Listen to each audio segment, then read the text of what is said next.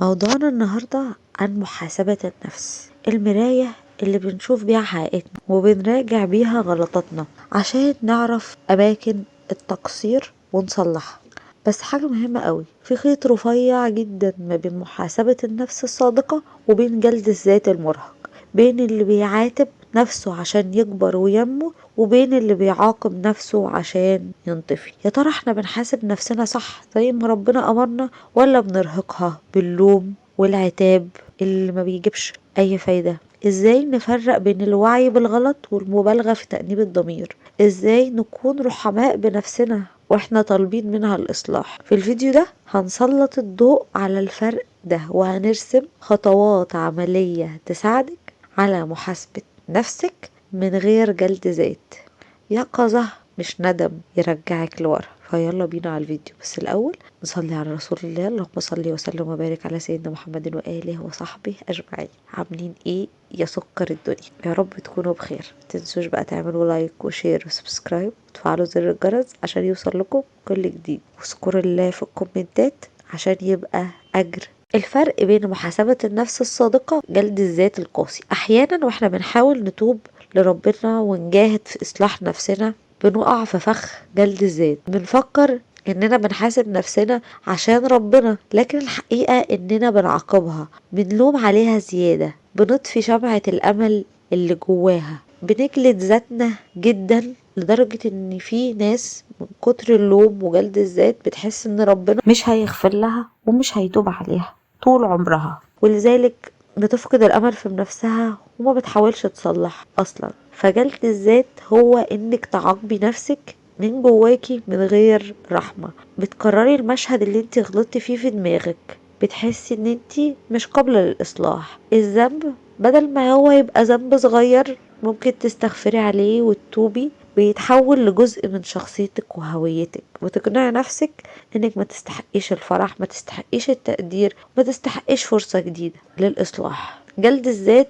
مش بيربي فيكي وعي، ده بيربي فيكي إحباط وخجل، والشيطان بيسيطر عليكي من النقطة دي، بيضعفك عن انك تقومي تاني، وبيزود المسافة كبيرة جدا ما بينك وما بين ربنا وما بينك وما بين نفسك. اللوم الداخلي المستمر، نظرة سلبية للنفس، فقدان الثقة في نفسك وفي ربنا، استغفر الله العظيم، يعني شلل قلبي يمنعك عن التوبة. انت حاسة ان انت مهما عملتي ومهما تبتي واستغفرتي هو ربنا مش هيغفر لك.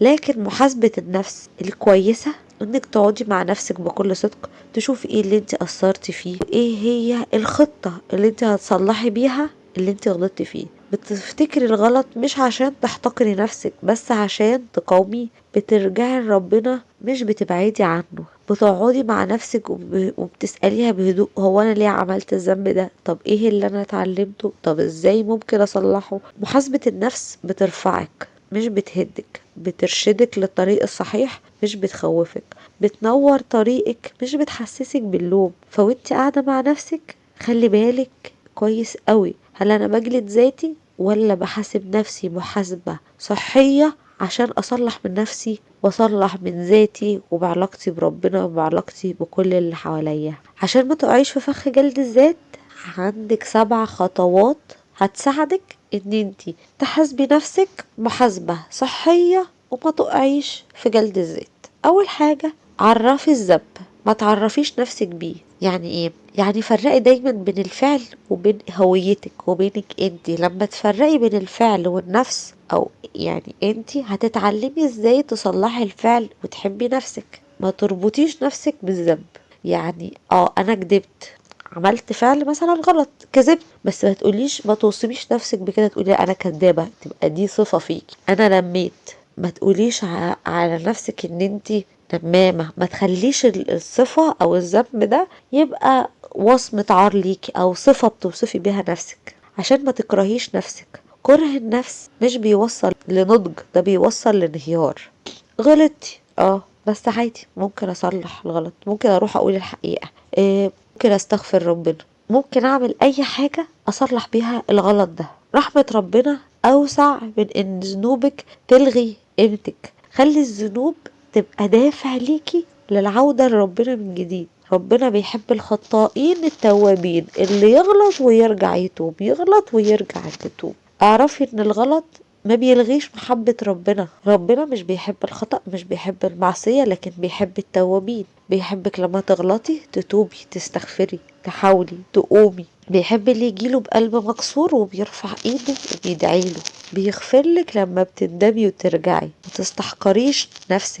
فلو غلطتي ارجعي، استغفري، ما تبعديش اكتر، وقرري من قلبك: اللهم إني ظلمت نفسي ظلما كثيرا وإنه لا يغفر الذنوب إلا أنت فاغفر لي أنت أرحم الراحمين. اللهم إني ظلمت نفسي ظلما كثيرا وإنه لا يغفر الذنوب إلا أنت فاغفر لي وأنت أرحم الراحمين.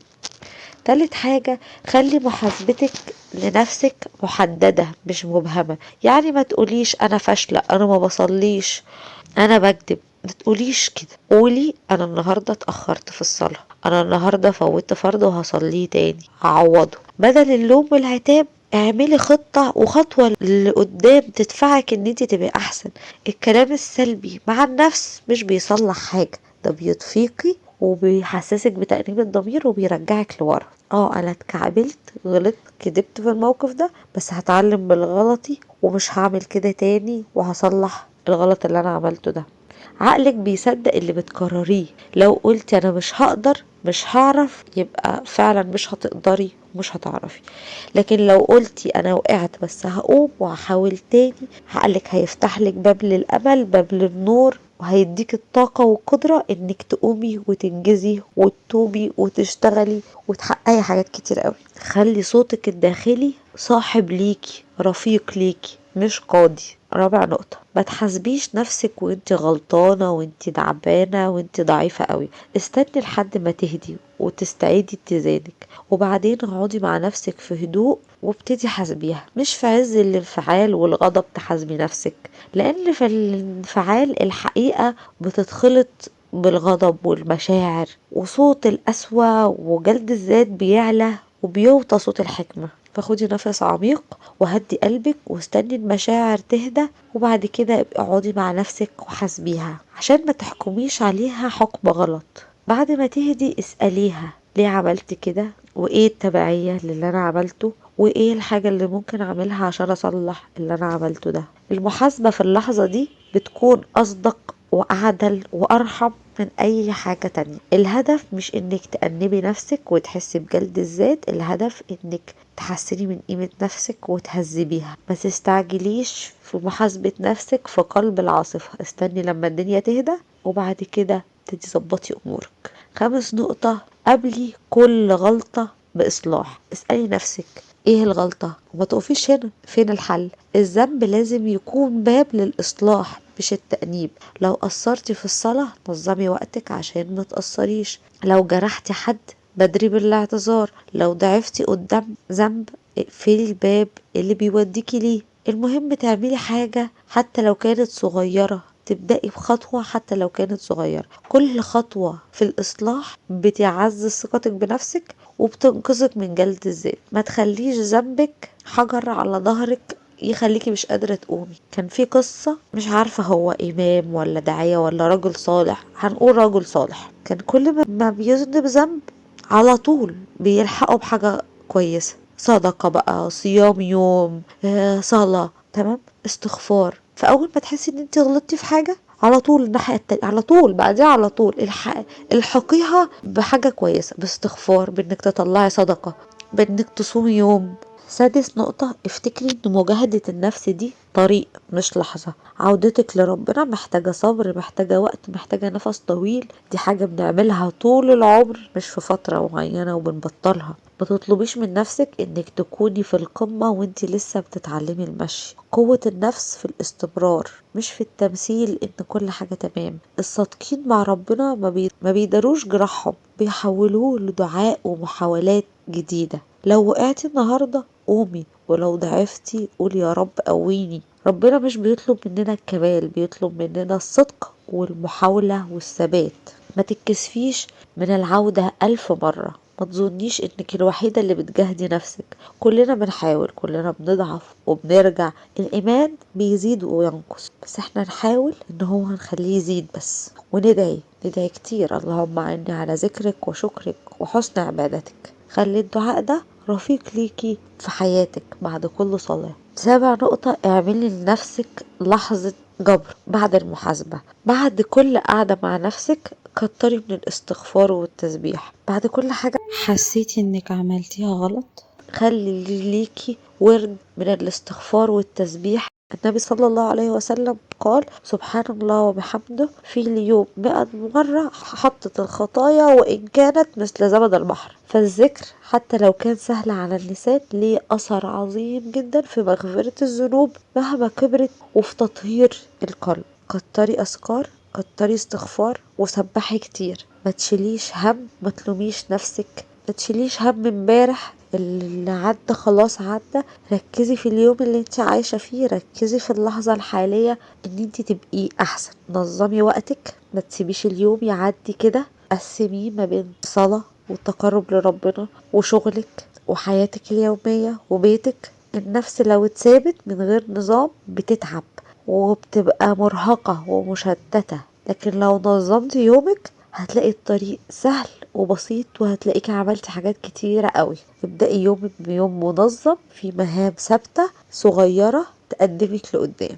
ده هيبقى أحسن كتير من جلد الذات. خطوات صغيرة بسيطة كل يوم أحسن وأبرك من إنك تعملي حاجة كبيرة مرة واحدة وبعد كده توقفي. خليكي رفيقة بنفسك زي ما ربنا رفيق بيكي. طبطبي على نفسك وادعي كتير، وربنا بإذن الله هيقويكي على انك تتوبي وعلى انك ترجعي له. مهم ان انت تصلحي نفسك من جوه، قلبك من جوه. يا رب تبقي بخير وبصحة وسعادة وهنا. ما تنسوش بقى تعملوا لايك وشير وسبسكرايب، تبعتوا الكلام ده لاصحابكم وحبايبكم واللي انتوا بتتمنوا لهم الخير، يمكن يأثر في حد فيهم ويتغير ويرجع لربنا. ويا رب يعتق رقابنا من النار في الشهر الكريم. اللهم صل وسلم وبارك على سيدنا محمد وآله وصحبه أجمعين. اكتبوا لي كومنت حلو زيكم واشوفكم في فيديو جديد. سلام.